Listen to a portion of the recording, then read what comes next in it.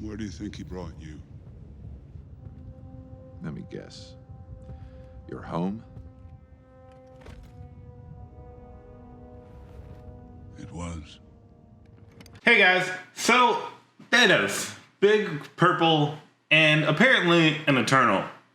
And we've questioned before, is this guy completely sane? He is after all known as the Mad Titan.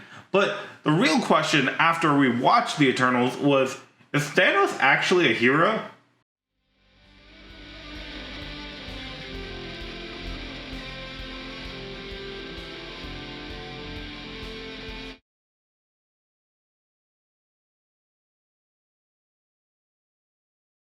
Now, in a previous video, I've actually made fun of Thanos' plan because of his lack of knowledge of how population expansion works.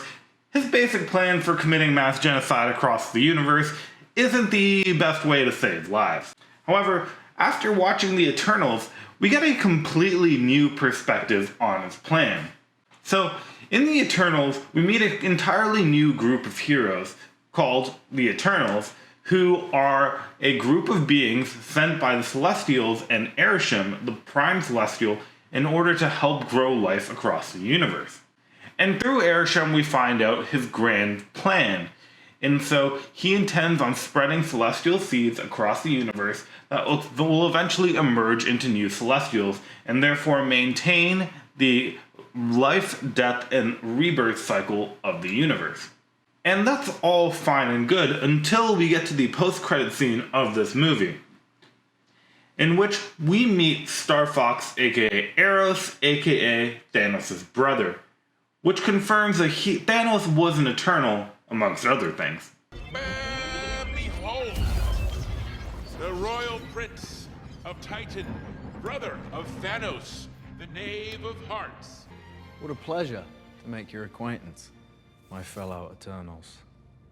And so, besides confirming that he was an Eternal, it in a way confirms and tells us so much more about what was happening on Titan. And so, without thinking about Thanos' grand scheme for what he intended on doing throughout the universe, let's talk about what actually happened on Titan. So, because we know that Thanos and his brother Eros are in fact Eternals, we know that Eternals were sent to the planet of Titan, which means, just like every other planet the Eternals were sent to, there must have been a celestial seed in that planet. And yet we know from Avengers Infinity War that there was no emerged celestial on that planet, because the planet is in fact still intact and not a bunch of space dust. And that leads to a huge problem, because the problem with Titan was not that there was too few people, it's that there were too many. Titan was like most planets. Too many mouths, not enough to go around. And when we faced extinction, I offered a solution. As Thanos points out, the problem with Titan was overpopulation. Isn't this a huge problem? Because according to Arishem's plan, once a critical point is reached, once there is enough intelligent life forming on that planet, the Celestials should emerge. So why is this planet whole and not just destroyed into a bunch of space dust? And so what we do know about Titan is that Eros seems to be aware of the grand scheme of the universe. And so Eros at least knows that the plan was for Titan to have been destroyed in order for a Celestial to emerge. And it stands to reason that if Eros knows this, his brother Thanos also knows this as well. And it seems like the Titan Eternals must have done something on their planet just like the Earth Eternals in order to stop the emergence. And so Thanos' plan to stop the emergence could have been to solve the overpopulation problem. If there weren't enough people on Titan, the Celestial wouldn't emerge. And so we don't know why, but for whatever reason the Eternals chose to not go with his plan. Probably because it's genocide. Pretty sure it's still just genocide, big guy. And I'm pretty sure it's efficient. But at the same time, we know that the Celestial didn't emerge. And what's more interesting than that is there's actually a huge hint in this very movie that tells us that the Celestial nearly emerged from Titan. What the hell happened to this planet? It's 8 degrees off its axis. gravitational pull is all over the place.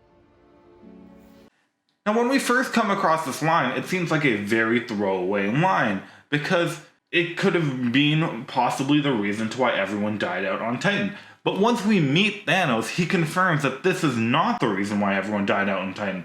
So why is the gravity of the planet so askew?